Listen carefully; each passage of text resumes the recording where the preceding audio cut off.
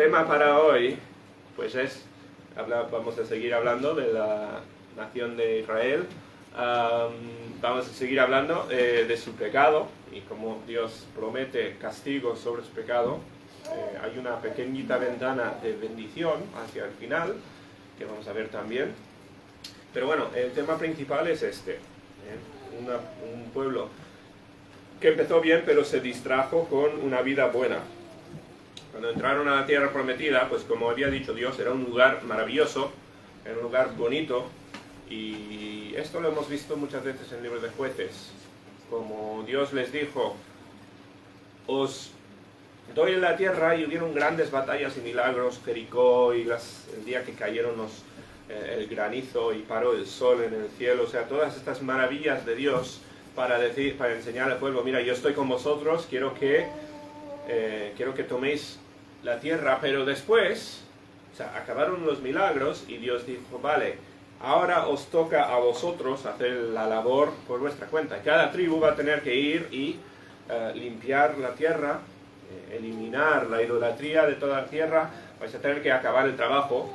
Y lo que vemos es que llegaron hasta ser más fuertes los judíos que los demás, y ya cuando no tenían amenaza, porque ya eran más fuertes, pues dejaron de hacer el trabajo, se quedaron tranquilos a disfrutar de la tierra, y por eso entró el pecado, porque no habían terminado el trabajo que había dicho Dios. Es como un cristiano que se salva y avanza hasta cierto punto y dice, bueno, con lo que me quede de esta vida, ya he avanzado hasta aquí, pues ahora voy a intentar disfrutar de mi vida cristiana en vez de seguir completando la obra de la santificación, ¿no? Muy parecido. Bueno, eso es lo que ocurrió en el pueblo. Se distrajo. Ay. Es que les gustaba más la música que mi voz. Pero bueno, vamos a empezar orando y vamos así a la Biblia. Nuestro Padre, te damos gracias por el tiempo juntos. Pedimos que nos ayudes ahora en el estudio de tu palabra. Pedimos que sea un tiempo de provecho para todos. Ayúdame a mí a hablar claramente. Te lo pedimos en el nombre del Señor Jesús. Amén. Muy bien, pues Oseas capítulo 13, versículo 1, empieza así. Cuando Efraín hablaba, Efraín es una de las tribus del norte, pero bueno, como hemos visto ya, pues muchas veces representa toda la nación de Israel. Aquí se habla de Efraín dentro de Israel, porque fue una tribu importante. De Efraín vino el rey de Israel, Jeroboam. Efraín fue una de las tribus con mucha influencia y muy idólatra también. Dice, cuando Efraín hablaba, hubo temor. Esto es simplemente que la gente le respetaba a Efraín. Fue exaltado en Israel, mas pecó en Baal y murió. ¿Veis? Puesto en negrita esas palabras importantes, es como una subida. Efraín hablaba, fue exaltado, y cuando llegó al momento de exaltación, estaba ahí arriba, y ¿qué pasó? Pecó y murió. Bien, en el momento fuerte, en el momento donde dice se ha alcanzado la meta, ahí es donde entró el pecado y la muerte. Bien, y es recordatorio importante para nosotros también, porque tenemos la tendencia a hacer el bien cuando es difícil, y después cuando llegamos al momento, cuando ya hemos acabado mucho del trabajo, es cuando ya nos relajamos y caemos otra vez en pecado. Es algo psicológico, ¿no? Es no estar dispuestos a mantener un estado de alerta contra el pecado. Mantenemos alerta hasta llegar a más o menos un lugar tranquilo y después pecamos, ¿no?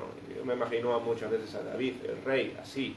David, que hizo tantas cosas bien en su vida, tantas cosas difíciles, hazañas tremendas de fe, llegó a ser rey, y cuando era rey, pues vemos que se descansó, dice la Biblia, cuando debía haber estado en batalla, cuando debía haber estado haciendo las tareas de un rey, dice, estaba en casa, y ahí es donde pecó, ¿no? Cometió adulterio, después asesinando al esposo y todo lo que hizo, ¿no? En el momento cuando ya lo tenía todo ganado, es cuando pecó, y tantas veces a nosotros también. Bueno, eso es lo que hizo Israel, ¿no? Dice, ahora añadieron a su pecado, o sea, cayeron en pecado, murieron espiritualmente, y añadieron a su pecado, y de su plata se han hecho, según su entendimiento, imágenes de fundición. Bueno, entendemos que el tema de idolatría es el tema de antigüedad. Aquí no tenemos luchas con la tentación de hacer ídolos de plata y hacer cosas así, ¿no? Evidentemente, pues las tentaciones son distintas, los pecados son distintos, pues, porque van cambiando los tiempos. Pero el problema en sí, como he dicho muchas veces, es simplemente un problema de pasión, de deseo. Al final, esa idolatría no era simplemente pues una cosa del cerebro, era una cosa en acción. Y eran, junto con la idolatría iban actividades inmorales, iban pues, cosas, pecados de muchos tipos. Bien, era simplemente un entregarse a lo que quería hacer el cuerpo. De su plata se han hecho, según su entendimiento, imágenes de fundición, ídolos, toda obra de artífices, acerca de los cuales dicen los hombres que sacrifican y besen los becerros. Varias cosas que comentar. Hoy en día, como digo, no hacemos ídolos, pero las cosas que nos distraen más en el mundo, las cosas que más valora la gente, al final son creaciones humanas, casi siempre. Son cosas hechas por humanos. ¿Qué quiero decir con eso? Hay alguno que se pasa igual amando la naturaleza y cosas que hizo Dios. Desde luego sí. Se puede hacer idolatría de cosas hechas de Dios también. Igual que en el pasado adoraban el sol y la luna y cosas así. Pero, de normal, pues, ¿qué es lo que nos distrae o qué es lo que nos saca del plan espiritual de Dios para nuestras vidas? Pues son cosas de dinero, son cosas de disfrutes, distracciones hechas por humanos, y es como decir, ¿por qué vas a cambiar algo hecho por Dios, o sea, el camino de Dios, tu creador, por algo hecho por humanos? Vemos este pasaje y decimos, son estúpidos estas personas, porque en vez de adorar a Dios, adoran algo hecho por humanos, ¿no? Y sí, son estúpidos, pero es que somos iguales. Cambiamos lo que, o sea, el plan perfecto de Dios para nuestras vidas, lo cambiamos pues por querer una casa distinta, o querer unas vacaciones distintas, o querer algo que es simplemente algo creado por humanos. Al final el dinero no lo hizo Dios. El dinero es algo puramente humano, puramente hecho para facilitar intercambio de cosas entre humanos. No es algo que pues, Dios preparó para tu vida. Y las cosas que nos distraen, pues si las pudiésemos mirar 2000 años después, o 3000 años después, pues diríamos, mira qué tontos eran en el siglo XXI, porque se echaban atrás estas cosas que son pues, vacías en comparación a Dios, ¿no? La misma perspectiva que tenemos mirando al pasado, pues es lo mismo que nos distrae, ¿bien? Y yo no puedo entrar a la mente de la gente que se iban tras los ídolos, pero sí me lo puedo imaginar, porque al final, ¿qué hacían? Hacían lo que quería el cuerpo, y con lo ilógico que es, piensan los judíos saliendo de Egipto, ven a Dios haciendo milagros, Dios abriendo el mar rojo, todas las plagas en Egipto, todo lo que hizo Dios, y van y hacen 2 becerros de oro y los adoran. Y dicen, estos son los dioses que nos sacaron de Egipto, ¿no? Es absurdo. Pero fueron guiados hasta ese punto por sus pasiones, ¿sí? Fueron guiados por sus corazones malvados, y, como digo, nosotros tendemos a exactamente lo mismo. Bueno, dice, son obras de artífices, son obras de humanos. Y dicen, los hombres que sacrifican, bueno, hay un poco de duda en este pasaje si estamos hablando de sacrificios humanos o estamos hablando de humanos que sacrifican pues animales y cosas. En estos tiempos habían sacrificio de niños. de bebés. Ya no había mucho de eso involucrado en la idolatría y es difícil de imaginarnos hoy en día, pero es parte de la idolatría. Pero esto está hablando de adultos, así que que nosotros sepamos, pues no había sacrificio de humanos adultos como en otras partes de la tierra, en la tierra prometida de estos momentos, ¿no? Pero está hablando de gente que está sacrificando a los ídolos, gente involucrada en la idolatría. ¿Y qué hacen? Besan los becerros. Y es escogido, o sea, la imagen aquí es es absurda a propósito. O sea, la idea de besar un becerro de metal, un becerro de oro, de plata, lo que sea. O sea, es raro a propósito, porque es que es raro reemplazar a Dios con algo hecho por humanos. ¿Bien? Es que es ilógico, no tiene ningún sentido. ¿Por qué vas a cambiar a Dios por algo hecho por por manos humanas, ¿no? Pero eso es lo que han hecho. ¿Bien? Esto es el pecado que caracteriza al pueblo. Acuérdate, lo que hacían en muchos casos era decir adorar a Jehová, pero ponerle imagen a Jehová, o añadiendo a la adoración a Jehová, adorar a Baal y otros dioses falsos, ¿no? Seguían siendo en nombre el pueblo de Dios. Y esto es fácil de olvidar, pero es importante porque, o sea, no estamos hablando de una nación que pagana en el sentido de que no reconocen a Dios. No, ellos siguen diciendo que son seguidores de Jehová en todo esto, pero añadido a todo, pues están siguiendo todo lo demás de pecado. Dice, por tanto, serán como, y aquí tenemos 4 imágenes visuales rápidas. Pensé en poner fotos, pero bueno, igual es más distracción que nada, ¿no? Tenemos 4 ilustraciones y a ver si no es muy difícil encontrar la cosa que tienen en común todas estas imágenes, ¿no? Que serán como la niebla de la mañana, como el rocío de la madrugada que se pasa, como el tamo, y si alguien no sabe, el tamo es cuando se hace el trigo, hoy en día lo hacen todo máquinas y eso, ¿no? Pero cuando se cosecha el trigo, pues del trigo hay la parte que se come y está envuelta por hojitas que no se comen.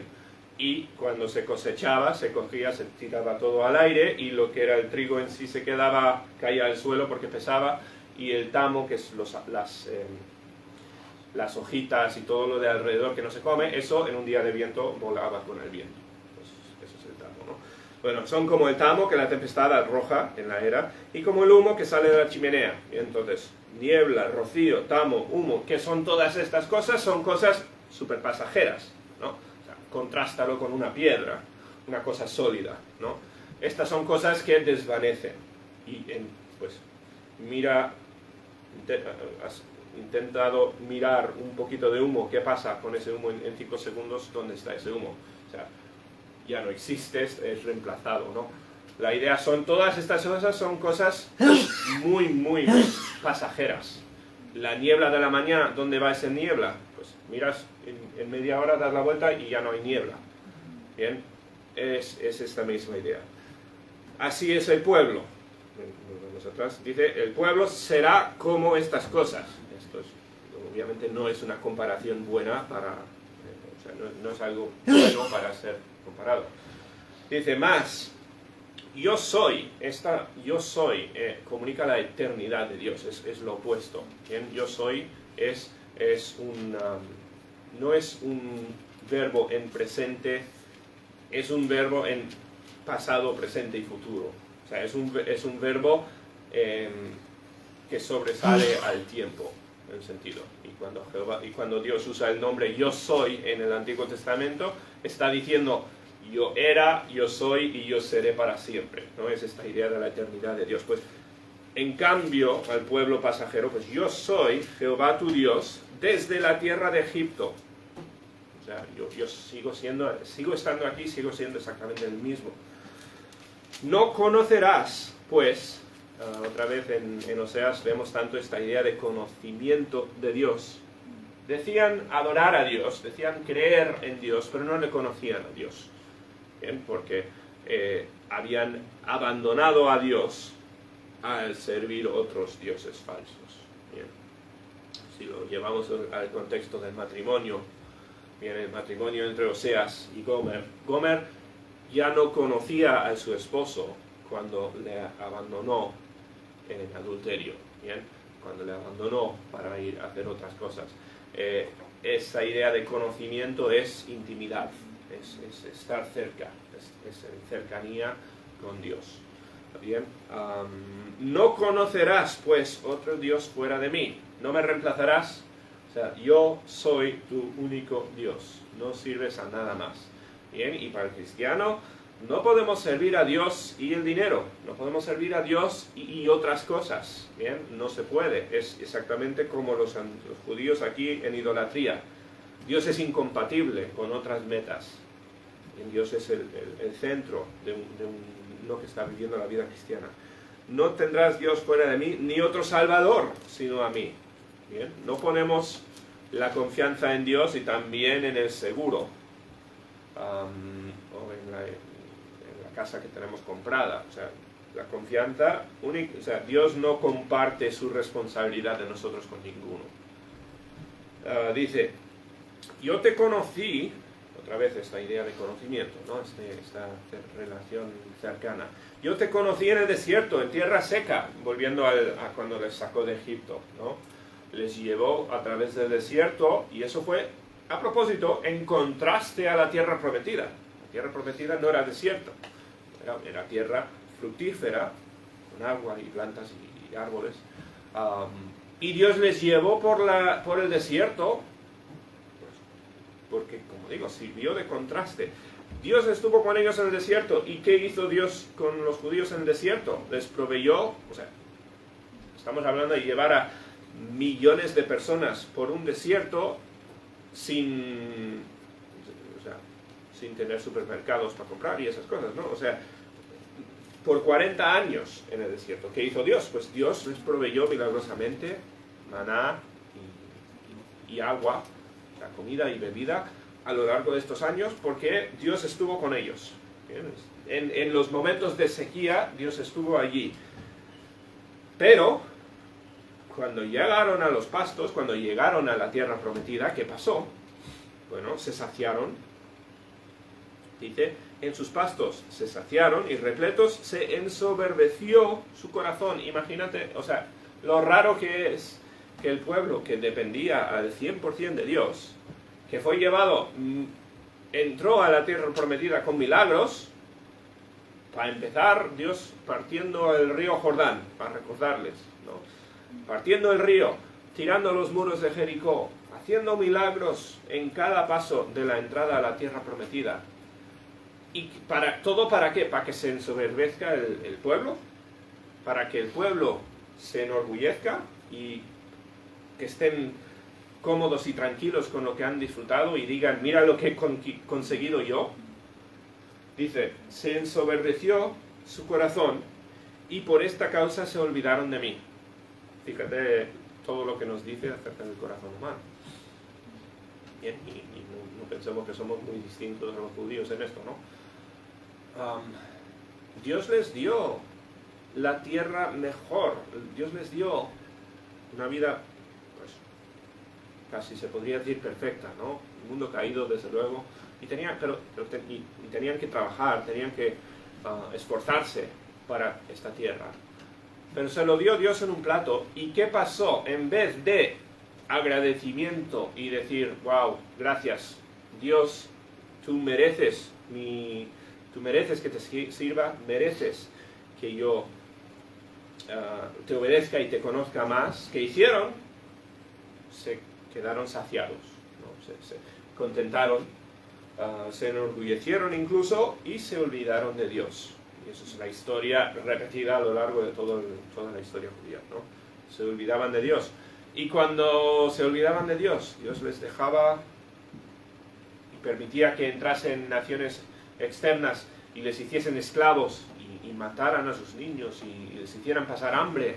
Y cuando llegaban otra vez a estar como en el desierto, ¿qué hacían? Clamaban a Dios, pedían salvación y Dios les rescataba y les daba otra vez la tierra y volvía el ciclo a empezar de nuevo. Por tanto, yo seré para ellos como león. No tenemos leones rondando por todas partes hoy en día. Vivimos en momentos muy civilizados ya, pero imagínate pues el temor de uno que está saliendo al campo con leones o cualquier animal pues depredador que cierras los ojos para tomar una siesta y cuando te despiertas de la siesta, ¿no? O sea, tiempos distintos. Pues Dios dice, yo seré como león, como depredador, o sea, peligro. Dice, como un leopardo en el camino que acechare. Esto está hablando de uno que está incluso tendiendo una trampa, ¿no? Esperando que pase alguien para saltar y atacar. Como osa, otra vez está dando Dios ilustración tras ilustración, ¿no? Simplemente animales más fuertes que los humanos. Pues. Como osa que ha perdido los hijos, los encontraré y desgarraré las fibras de su corazón. Y ahí los devoraré como león, fiera del campo los despedazará. Simplemente ilustraciones aquí, ¿no? Y palabras un poco gráficas, pero una forma, es simplemente una forma de hablar Dios diciendo que voy a castigar. O sea, van a tener consecuencias vuestras acciones. Y ya sabían muy bien, o tenían que haber sabido muy bien lo que pasaría, porque se repitió la misma historia muchas veces, ¿no? Pero el pueblo, cuando abandonaba a Dios, siempre caía en pecado, o sea, y caía en manos de enemigos. Y eso ha ocurrido tantas veces ya. Dice, te perdiste, oh Israel, mas en mí está tu ayuda. Es como, te perdiste aunque tenías el GPS en el bolsillo, tenías el mapa al lado. Te perdiste porque te olvidaste de mí, ¿no? Porque me tienes a mano. Es como uno que dice, pues yo no necesito ¿cuántos han dicho? No, yo no necesito que me den direcciones o no necesito el GPS para llegar. Y después uno se pierde, es la idea. ¿Dónde está tu rey para que te guarde con todas tus ciudades? Cambiamos un pelín de tema aquí, bien, pero Dios va, ahora entenderemos por qué lo dice Dios.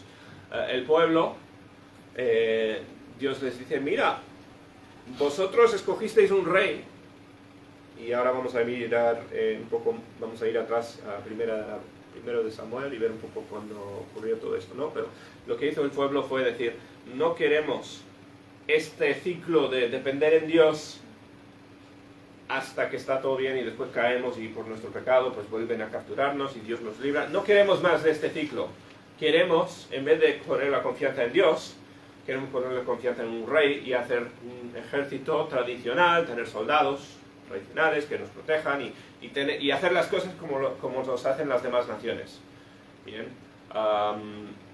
Dice, ¿dónde está tu rey? Porque el pueblo eligió un rey y decidió no hacer las cosas como quería Dios. Para que te guarde con todas tus ciudades y tus jueces, de los cuales dijiste, dame rey y príncipes. Hay que recordar, este deseo del pueblo de tener un rey era simplemente una forma de descartar la dependencia en Dios.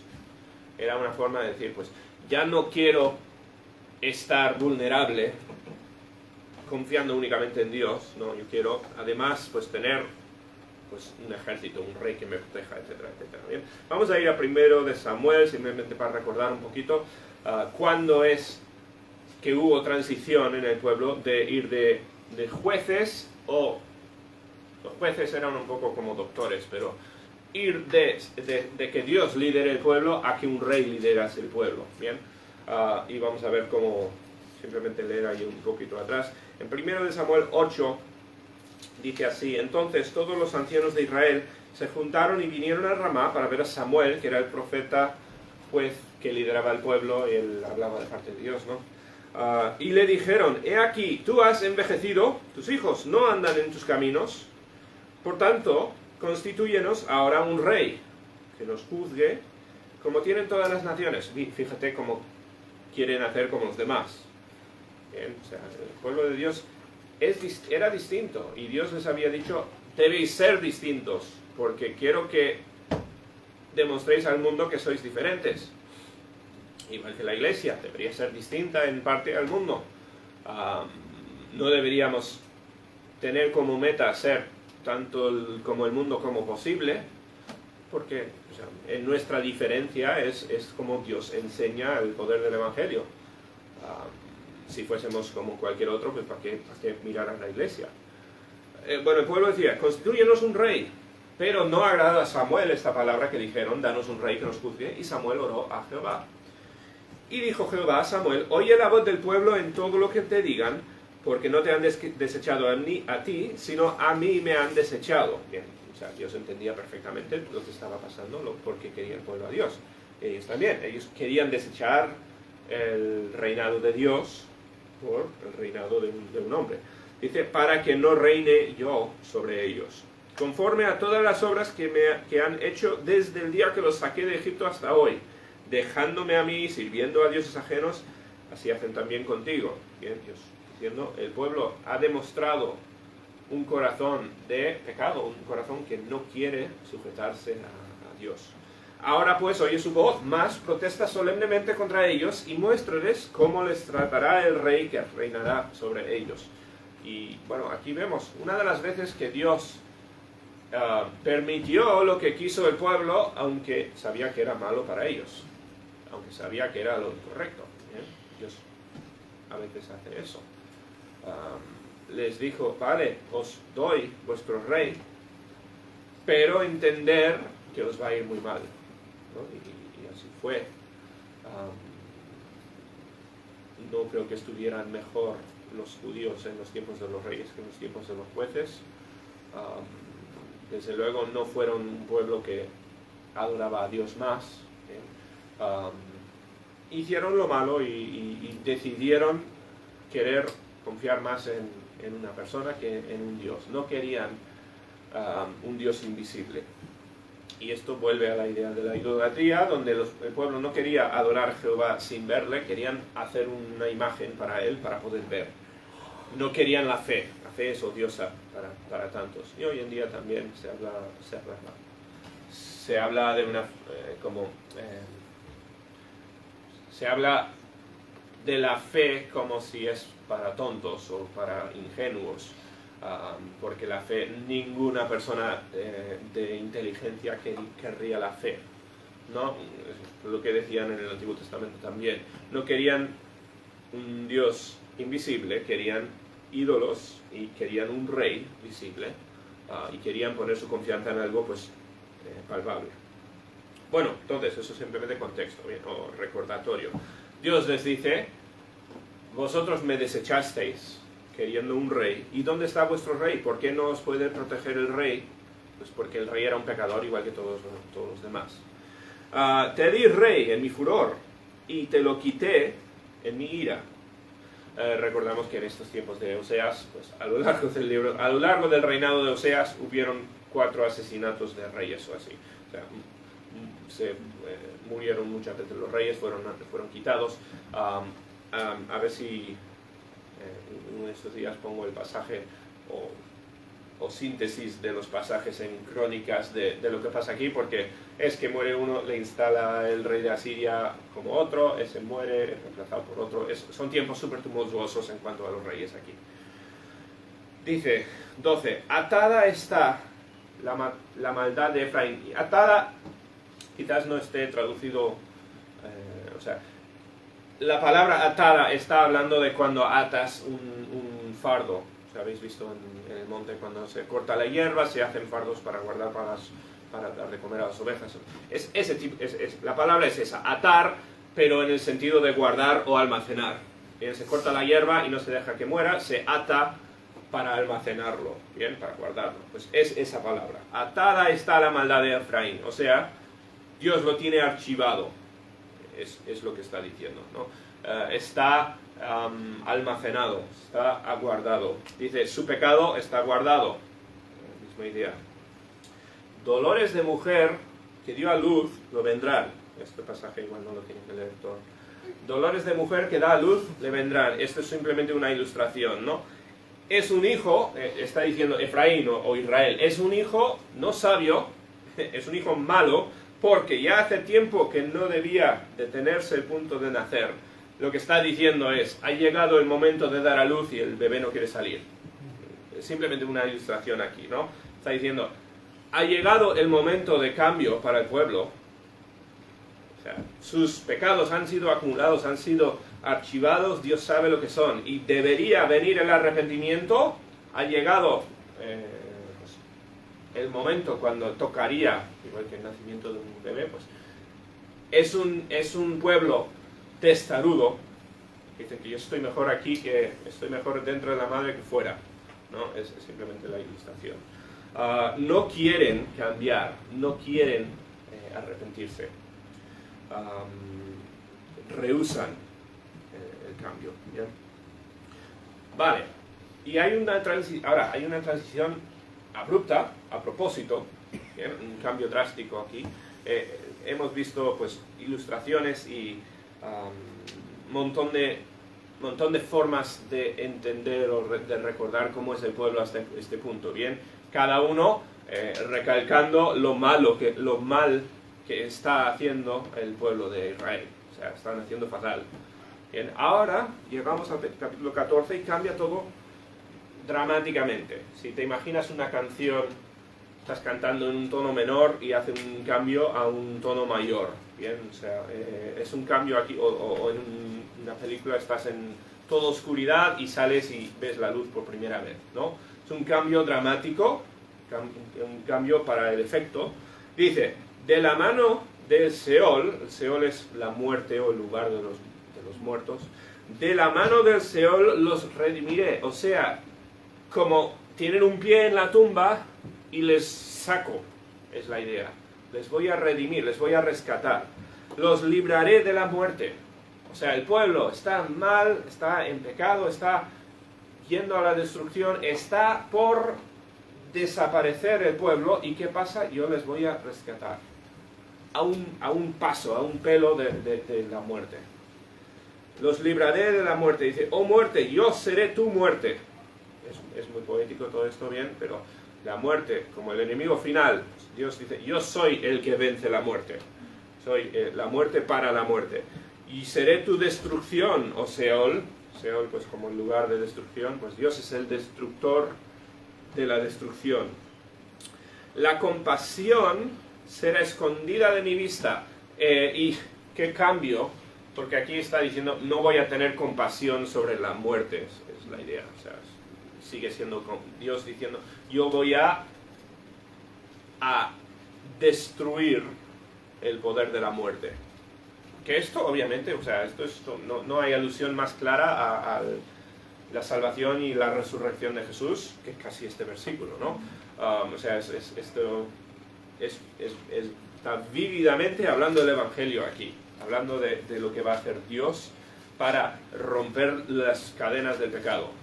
¿Bien? Por eso, si vamos a 1 de Corintios, Pablo utiliza estos versículos cuando está describiendo la resurrección de los creyentes. Bien, va a Oseas y coge estas mismas frases.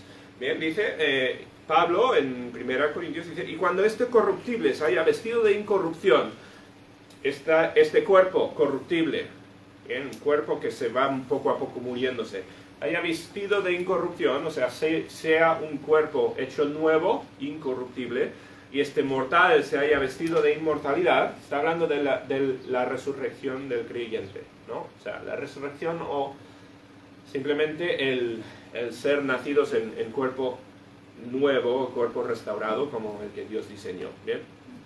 Dice, entonces se cumplirá la palabra de que está escrita, sorbida es la muerte en victoria, o sea, muerta o apagada es la muerte por victoria.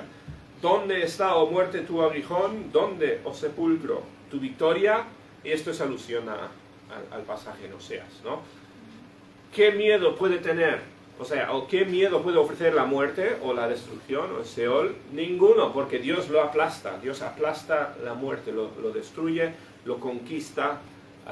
Es como una enfermedad, ¿no? Imagínate que se pudiera, pues, aplastar ya de por fin el cáncer o algo así, ¿no? Una enfermedad terrible y Dios dice, lo voy a aniquilar. Pues eso es lo que hace con la muerte, ¿no? Dios destruye la muerte. Esas palabras las encontramos en Oseas, justo en medio de todo lo mal que lo están haciendo. O sea, Dios diciéndoles a dónde les lleva el camino que han escogido. Y ahí, en ese momento, es cuando Dios se pone a hablar de lo que va a hacer con la muerte en el futuro. Es increíble. Dice, aquí, un poco de otra transición. Bien, aquí seguramente está hablando de Asiria, aquí. Bien, porque ya hemos hablado muchas veces de que el pueblo está destinado al cautiverio, a ser llevado a Asiria como prisioneros y todo esto. Pues Dios dice, aunque él fructifique entre los hermanos, bueno, esto seguramente hablando o de Asiria, podría estar hablando en una forma poética acerca de la muerte también, pero bueno, está hablando de se podría decir de las consecuencias del pecado del pueblo. Bien, la nación que les va a conquistar o la muerte que están trayendo sobre ellos, pero bueno, dice, aunque él fructifique entre los hermanos, aunque sea fructífero y fuerte y grande y poderoso, dice, vendrá el solano viento de Jehová, viento caliente, es la idea, que mata árboles, que mata cosas verdes. Dice, se levantará desde del desierto y se secará su manantial. Esto todo va un poco con la geografía de Israel, que tiene debajo el desierto, y España un poco también, que tiene debajo un desierto, y a veces viene el viento del desierto y lo seca, ¿no? Pero no en tanto extremo como en Israel. Está hablando de pues, este viento sureño, súper caliente, súper seco, que chupa todo el agua de las plantas. Dice, este viento vendrá y secará su manantial, se agotará su fuente y saqueará el tesoro de todas sus preciosas alhajas. La idea es simplemente, es otra ilustración simplemente, ¿no? Es simplemente otra forma de describir la destrucción. Pero ahora, destrucción para la destrucción. O sea, Israel está en el lugar donde comete pecado y le viene si podemos imaginarnos, pues, la destrucción en general que viene por el pecado. Pues esto dirigido a lo que va a pasar a esa destrucción que viene.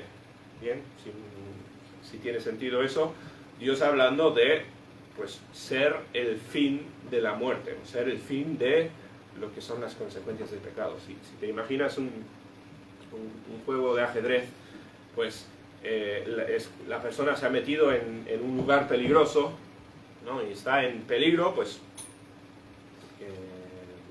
tiene sus piezas atacadas, o tiene el rey bajo asedio, y ¿qué pasa? Viene otra pieza y mata a la amenaza, es la idea, ¿no? Y termina ganando, es la idea.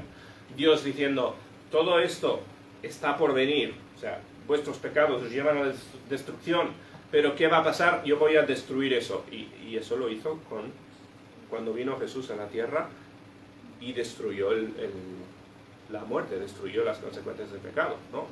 Como digo, no hay alusión más clara al Evangelio que estos versículos, casi.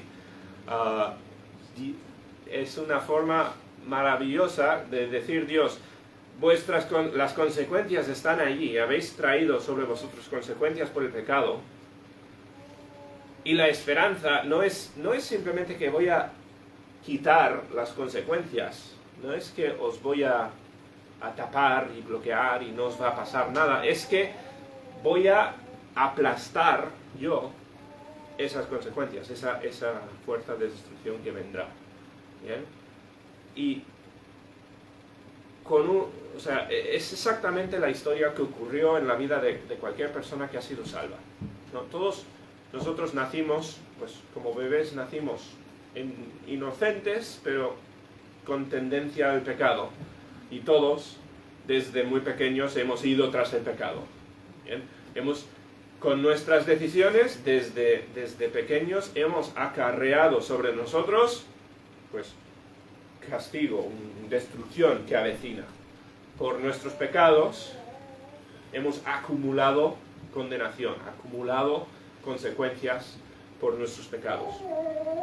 Y Dios dice, no es que os saque de allí, no es que simplemente vais a esquivar el peligro, sino que yo voy a eliminar todas esas consecuencias, o sea, voy a destruir la muerte, que es la consecuencia del pecado.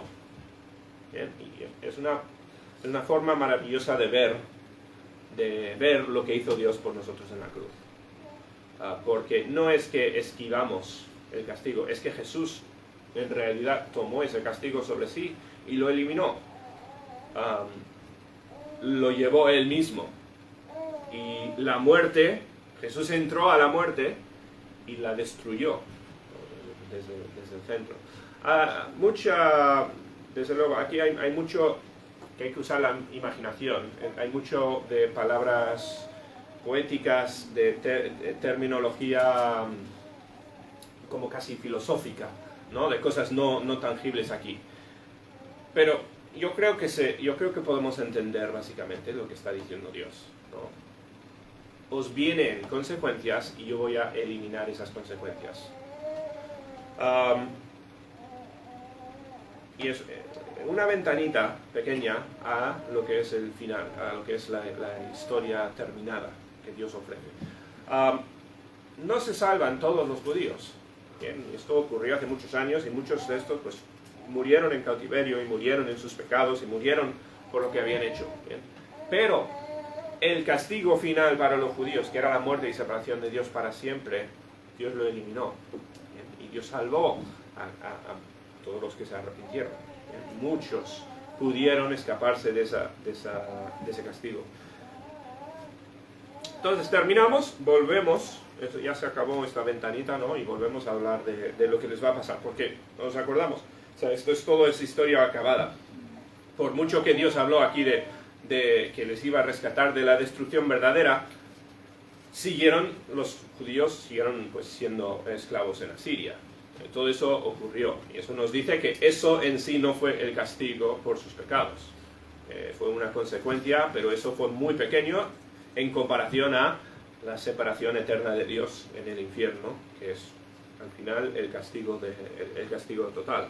Bueno, dice, Samaria será asolada porque se rebeló contra su Dios. ¿Bien? Así de sencillo. Vais a ser llevados al cautiverio. Es muy curioso en los profetas. Hay años de los profetas diciendo, arrepentíos, porque si no os arrepentís va a venir el castigo. Y muchos de los profetas pues contienen profecías de este estilo por mucho tiempo. Pero después, cuando llegamos al final de la existencia del pueblo judío en el Antiguo Testamento, cambia. En Jeremías se ve mucho de esto. Jeremías, que era el profeta odiado, el profeta pues, que le maltrataban mucho y eso, por lo menos en lo que nos cuenta la Biblia, él era tan odiado porque decía, no ofrecía esta ventana de que podéis escaparos de Asiria, podéis escaparos del enemigo que viene. Jeremías decía directamente, no, va a venir y deberíais reconocerlo, aceptarlo y proseguir hacia Dios aunque vais a ir al cautiverio. Llega a este punto donde las consecuencias ya son inminentes y no se va a cambiar nada. Y es muy curioso, se ve en muchos de los profetas. ¿Bien? Y es básicamente lo que está pasando aquí. Samaria será asolada porque se rebeló contra Dios. Caerán a espada, sus niños serán estrellados, y aquí el lenguaje muy fuerte, ¿no? Lo siento, y es como Dios lo describe. Dice, y sus mujeres en tiendas abiertas. ¿Por qué dice todo esto? No porque esto es el castigo que está diciendo Dios que quiero para vosotros, porque eso es lo que hacía Asiria con sus cautivos. ¿Bien? Está diciendo, aunque yo voy a destruir el enemigo final, sí que vais a pasar por el cautiverio en Asiria, sí o sí. ¿Bien? Y el pueblo lo pasó y murieron y pasaron por sufrimiento inconcebible, todo en consecuencia a sus pecados. Y el cristiano, bueno, inconverso o cristiano, el que peca, siempre el pecado trae su sufrimiento. El cristiano no es inmune a las consecuencias del pecado. El cristiano es perdonado en el castigo final. El cristiano no tiene que preocuparse por el final del pecado, que es el infierno y la separación de Dios. Pero el pecado trae sus consecuencias y de manera mayor o menor siempre se sufre por culpa del pecado. ¿Bien?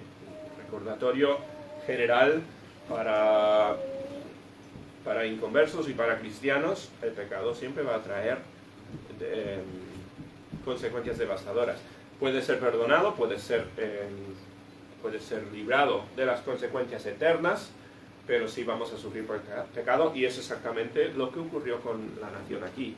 No sabemos cuántos de los oidores de Oseas se arrepintieron. No tengo duda de que algunos sí. Bien, escucharían a Oseas y se arrepentirían y dirían: Dios, perdónanos, perdóname por mis pecados y lo que yo he hecho. De todas formas, estas personas sufrieron consecuencias, pero consecuencias a corto plazo.